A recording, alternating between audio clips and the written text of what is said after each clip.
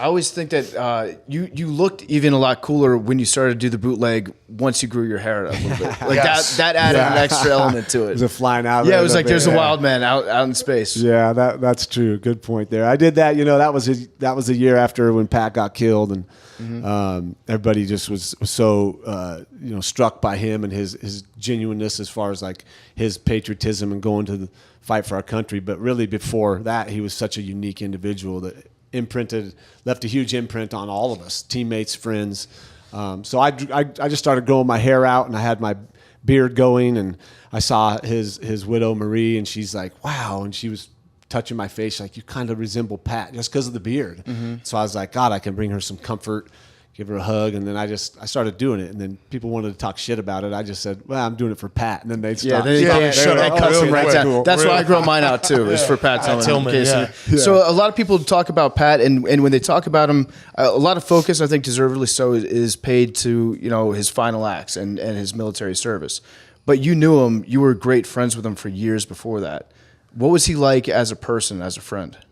You said it right there, a friend. I mean, he really was. You say you have friends, and you guys know probably who your friends are really when times matter and something happens, you get phone calls or you get someone stop by. Those are your friends, and Pat was like that to so many people.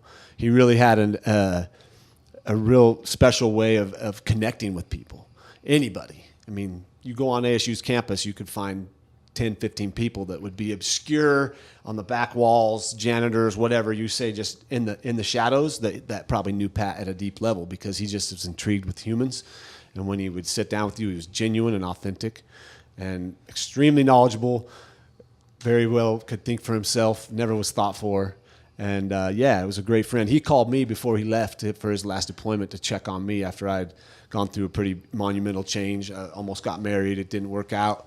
He was calling to check on me to see how I was doing when, I mean, a real friend would have been calling him or going to see him. Right. Like, Dan, I might not see you again, right? You're going to war, really. You're not just going to play the Buccaneers. Right. You're actually going to war. Yeah. Did he talk to you at all before he made the decision to leave the NFL? No. And but were you shocked at all, or were you like, no, that's Pat? No, I had some insight from a teammate of mine that his brother and Pat had talked. His brother had been in the special forces and special ops, and so he talked with him. And so before the decision was made, this coach at the time came and said, "You need to talk to Pat. He's about to do something, kind of crazy." I was like, "Well, yeah, that's Pat. Tell me what's up." He's like, "Well, he's thinking about going into basic training and becoming a Ranger." I was like, okay, I mean, what do you want me to do? Yeah. Right. I'm not going to stop him. He's going to do it. He's going to do it. I mean, if his fiancée, Marie, his wife, before hadn't gotten married, if she can't, I think they just got married. If she can't tell him to stop him,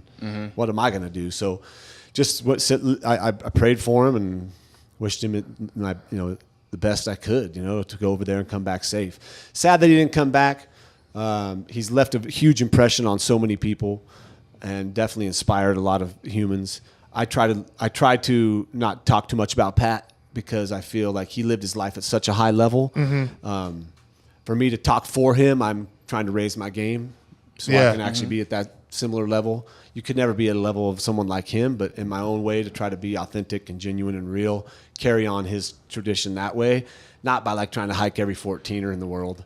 Yeah, but that's cool. I respect that because there's, when you have a hero and everyone's talking about it, there's times when it feels like certain people are trying to almost take advantage of their legacy and step in for their legacy. And that's a true friend to be like, yeah, he was one of my great friends. And when our past president's trying to use him in some way or shape or form, it's like, oh. Yeah, and you then I think, think, know him. well, Yeah. Pat might have really loved Trump. I don't know. Yeah. I mean, you can't Pat speak was so for him. wild that you never know. He might have had some respect in some way for him, maybe not his ideals and his way about things, but just I think Pat would have, weirdly enough, respected Trump for the fact that he did what he wanted to do. Right. Like in life, what do you do? Oh, I'm not going to go do that because you don't want me to. That's a life of misery. Yeah. Yeah. Even though I'm not a fan of our past president, but who knows what Pat would have thought? But I just think for yourself. Think I like and that. Move and do the things you want to do. I also know Pat on the other side of like not this hero, but down in dirty life. Right. So your teammate, when I your looked friend, at him, it gave me a much more of an appreciation for these soldiers that sacrificed their lives, that sacrificed their livelihoods to go fight for the freedom for our country. And then when you see their pictures of these dead soldiers in the paper, it just resonated more of like, that's somebody else's best friend. That's someone's son. Yeah. That's some other badass dude that wasn't a football player, but is still making the world a better place. Yeah. And so Pat used his stage, and now he's a legend. Yeah. And to have been tight friends with a legend, like, you know, that's amazing. Yeah. I'm blessed. I miss him, but Yeah. I'm going to try to, you know, one of these days I might see him if I eat enough mushrooms. Not these ones. These are non-psychedelics. Yeah.